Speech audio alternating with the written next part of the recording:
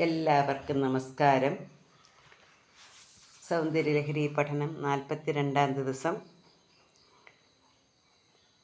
ഓം ശ്രീ മഹാദേവിയേ നമ. ശ്രീ മഹാത്രിപുരസുന്ദരിയേ നമ. ഓം ആദിപരാശക്തിയേ നമ. സൗന്ദര്യലഹരി ശ്ലോകം 42. ഗതൈർമാണിക്യത്വം ഗഗനമണിഭി സാന്ദ്രഘടിതം കിരീടം തേ ഹൈമം ഹിമഗിരിസുതേ കീർത്തയതീയ സ നീടേ യച്ഛായാച്ഛുരണ ശബളം ചന്ദ്രശകലം ധനു ശൗനാസീരം കിമിതിന നിബദ്ധാതി ധിഷണാം. എന്നിട്ട് പറയാം. ഗതൈർ മാണിക്യത്വം ഗഗനമണിഭി സാന്ദ്രഘടിതം കിരീടം തേ ഹൈമം ഹിമഗിരിസുതേ കീർത്തയതി യ സ നീടേ യച്ഛായാച്ഛുരണ ശബളം ചന്ദ്രശകലം ധനു ശൗനാസീരം കിമിതി ന നിബധ്നാതി ധിഷണാം. ഇവിടെ 41 ശ്ലോകം വരെ ദേവീ തത്വങ്ങളെക്കുറിച്ച് പറഞ്ഞു. ദേവിയുടെ ഏതൊക്കെ രൂപത്തിലാണ് ദേവിയെ ആരാധിക്കേണ്ടതെന്ന് വിശദമാക്കിയിരുന്നു. അപ്പം ആ ദേവിയുടെ വിവിധ ഭാവങ്ങൾ, ദേവിയുടെ വിവിധ ഏതൊക്കെ തരത്തിലാണ് ദേവിയുടെ തത്വങ്ങൾ മനസ്സിലാക്കി ആരാധിക്കേണ്ടത്, ഉപാസിക്കേണ്ടതെന്നായിരുന്നു 41 ശ്ലോകങ്ങളിൽ പറഞ്ഞിരുന്നത്. അപ്പോൾ ഇനിയും 42-ാമത്തെ ശ്ലോകം മുതൽ സൗന്ദര്യലഹരി തുടങ്ങുകയാണ്. സൗന്ദര്യലഹരിയിൽ ദേവിയുടെ സൗന്ദര്യത്തെയാണ് വർണ്ണിക്കുന്നത്. ഇവിടെ ആദ്യം വർണ്ണിക്കുന്നത് ദേവിയുടെ കിരീടം. അല്ലയോ ഹിമവൽ പുത്രിയായ ദേവി,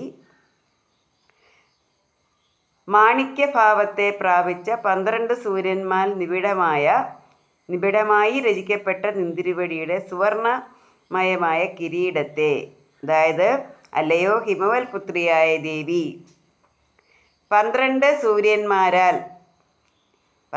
സൂര്യന്മാരുടെ മാണിക്യഭാവം, മാണിക്യമാണ് 12 സൂര്യന്മാർ. ആ 12 സൂര്യന്മാരാൽ ദേവിയുടെ സ്വർണമയമായ കിരീടത്തെ ഏതൊരു കവിശ്രേഷ്ഠൻ വർണ്ണിക്കുന്നുവോ ആ കവീന്ദ്രൻ കിരീടത്തിലുള്ള രത്നങ്ങളുടെ കാന്തികൾ വ്യാപിച്ച് ചിത്രവർണ്ണമായിരിക്കുന്ന ചന്ദ്രക്കലയെ ഇത് ഇന്ദ്രചാപമാണോ എന്ന് വിചാരിക്കുകയില്ലേ? അങ്ങോട്ട് ദേവിയോടൊരു ചോദ്യം ചോദിക്കുകയാണ്. ഇതെല്ലാം കണ്ടാൽ എന്താണ്? രത്നങ്ങളുടെ കാന്തിയിൽ വ്യാപിച്ച് ചിത്രവർണ്ണമായ ചന്ദ്രക്കലയെ ഒരു മഴവില്ലാണെന്ന് വിചാരിക്കുകയില്ലേ? അപ്പോൾ ദേവിയുടെ കിരീടമാണ് 12 മാണിക്യങ്ങളാണ്, 12 സൂര്യന്മാരാൽ നിബിഡമായ. അപ്പോൾ 12 സൂര്യന്മാർ എങ്ങനെയാണ്? മാണിക്യമാണ്. മാണിക്യം എന്ന് പറഞ്ഞാൽ ഏറ്റവും ശ്രേഷ്ഠമായ രത്നമാണ് മാണിക്യം. അതിൻ്റെ കാന്തി നിന്തിരുവടിയുടെ സുവർണമയമായ കിരീടത്തെ, അപ്പോൾ അങ്ങനെ 12 സൂര്യന്മാരാൽ മാണിക്യത്തിൻ്റെ ആ ശോഭയുള്ള ആ സ്വർണമയമായ കിരീടത്തെ ഏതൊരു കവിയാണോ വർണ്ണിക്കുന്നത്, ആ കവി ആ കിരീടത്തിലുള്ള രത്നങ്ങളുടെ കാന്തികൾ വ്യാപിച്ച് ആ കിരീടത്തിലുള്ള ആ രത്നങ്ങളുടെ ശോഭ, അതിൻ്റെ ആ തിളക്കം, ആ ചന്ദ്രക്കലയെ ഒരു ഇന്ദ്രചാപമാണോ അല്ലെങ്കിൽ ഒരു ഇന്ദ്രധനുസാണോ ഒരു മഴവില്ലാണോ എന്ന് വിചാരിക്കുകയില്ലേ? അപ്പോൾ ആകാശത്തെ മണികളാണ് 12 സൂര്യന്മാർ.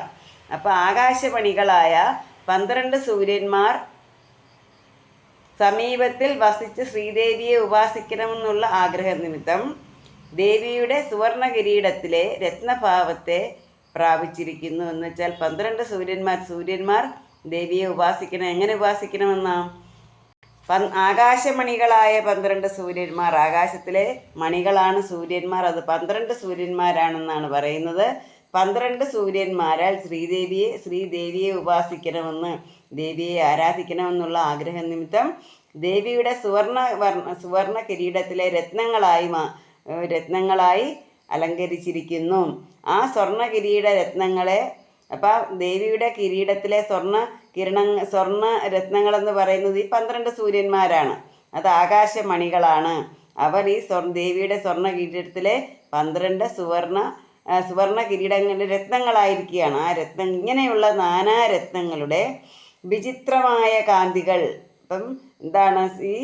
ഇത്രയും 12 ആകാശമണികളായ 12 സൂര്യന്മാരുടെ ആ കാന്തി എന്ന് പറയുന്നതാണ് നേരത്തെ പറഞ്ഞ മാണിക്യത്തിൻ്റെ കാന്തി എന്ന് പറഞ്ഞത്.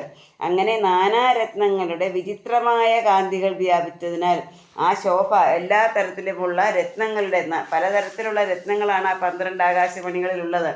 ആ രത്നങ്ങളൊക്കെ അതിൻ്റെ എല്ലാം പ്രഭ, അതിൻ്റെ എല്ലാം തിളക്കം വ്യാപിച്ചിരിക്കുന്നതിനാൽ ചന്ദ്രക്കലയിലുള്ള കിരീടത്തിലുള്ള ചന്ദ്രക്കല വിചിത്രവർണ്ണമായി ഭവിച്ചു. കാരണം ചന്ദ്രക്കല എന്ന് പറയുമ്പോൾ എന്താണ്, വെണ്മയാണ്. പക്ഷേ ഇവിടെ പലതരത്തിലുള്ള രത്നങ്ങളാണ്, നാനാരത്നങ്ങളുടെ കാന്തിയാണ്, ശോഭയാണ് ആ കിരീടത്തെ ഇങ്ങനെ ഉള്ളത്. ആ കിരീടത്തെ ഇങ്ങനെ നാനാരത്നങ്ങളുടെ ആ തിളക്കം വ്യാപിച്ചിരിക്കുന്നതിനാൽ കിരീടത്തിലുള്ള ചന്ദ്രക്കലയെ എങ്ങനെ വിചാരിക്കുന്നു? ഈ കിരീടത്തെ വർണ്ണിക്കുന്ന കവിശ്രേഷ്ഠൻ ആ ചന്ദ്രക്കലയെ കണ്ട് ഇത് ഇന്ദ്രധനുസ്സല്ലേ എന്ന് വിചാരിക്കുകയില്ലേ ദേവി എന്നാണ് ചോദിക്കുന്നത്. എന്ന് വെച്ചാൽ ഇന്ദ്രധനുസ്സാണ് എന്ന് തന്നെ വിചാരിക്കും. അപ്പം ദേവിയുടെ കിരീടം എന്ന് പറഞ്ഞാൽ അത്രയ്ക്കും ശോഭയുള്ളതാണ്, തിളക്കമുള്ളതാണ്. മാണിക്യരത്നം പതിപ്പിച്ച പോലെ 12 സൂര്യന്മാരുടെ പലതരത്തിലുള്ള രത്നങ്ങൾ പതിച്ചതുപോലെ. അപ്പം ഇതിൻ്റെ എല്ലാം കൂടെ ശോഭ ആ കിരീടത്തിലുള്ള ചന്ദ്രക്കലയെ ഒരു മഴവില്ലിൻ്റെ അലങ്കാരം, നാനാവർണ്ണങ്ങളുള്ള തിളക്കമുള്ള പ്രകാശമുള്ള വർണ്ണങ്ങളായി അലങ്കരിച്ചിരിക്കുന്നു എന്നാണ് സാരം. അപ്പോൾ ഇവിടെ ദേവിയുടെ കിരീടത്തെയായിരുന്നു വർണ്ണിച്ചിരുന്നത്. ഇപ്പോൾ ആ കിരീടത്തിൻ്റെ ഭംഗി. അപ്പോൾ ഈ 42ാമത്തെ ശ്ലോകം മുതൽ ദേവിയുടെ സൗന്ദര്യമാണെന്ന് പറഞ്ഞു. അപ്പോൾ ആദ്യം വർണ്ണിച്ചത് കിരീടമാണ്. ഗതൈർ മാണിക്യത്വം ഗഗനമണിഭി സാന്ദ്രഘടിതം കിരീടം തേ ഹൈമം ഹിമഗിരിസുതേ കീർത്തയതീയ സ നീടേ യച്ഛായാച്ഛുരണശബളം ചന്ദ്രശകലം ധനു ശൗനാസീരം കിമിതി നിബധ്നാതി ധിഷണാം. എല്ലാവർക്കും മഹാദേവിയുടെ അനുഗ്രഹം ഉണ്ടാകട്ടെ എന്ന് പ്രാർത്ഥിച്ചുകൊണ്ട് നിർത്തുന്നു. നന്ദി, നമസ്കാരം.